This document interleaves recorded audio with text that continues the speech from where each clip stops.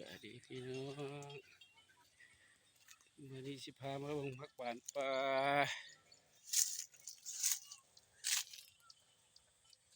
หวานปลาหนึ่งต้น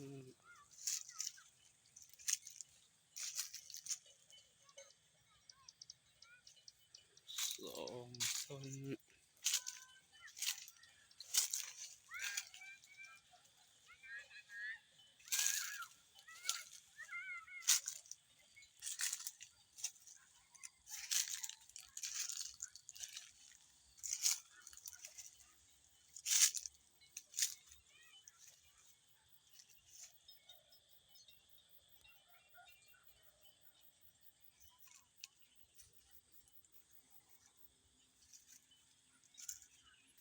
พักหวานปลายามแล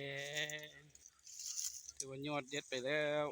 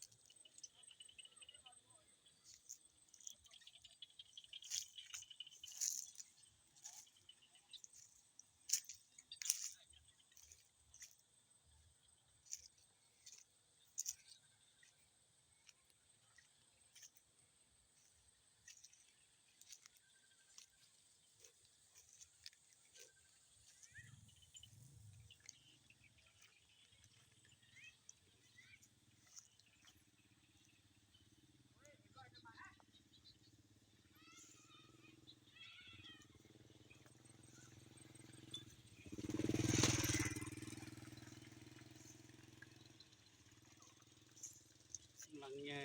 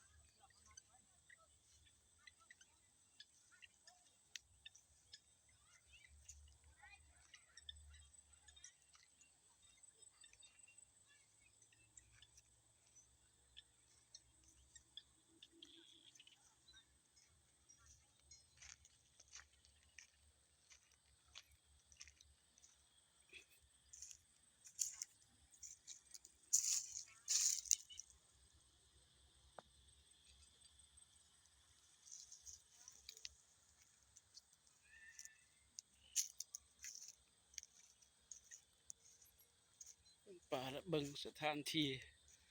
เกี่ยมปลูกผักโครงการปลูกผัก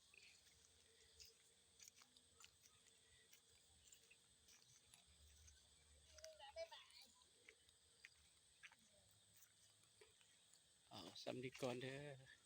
ตัวนี้เป็นโครงการที่ปลูกผักปลอดสารพิษ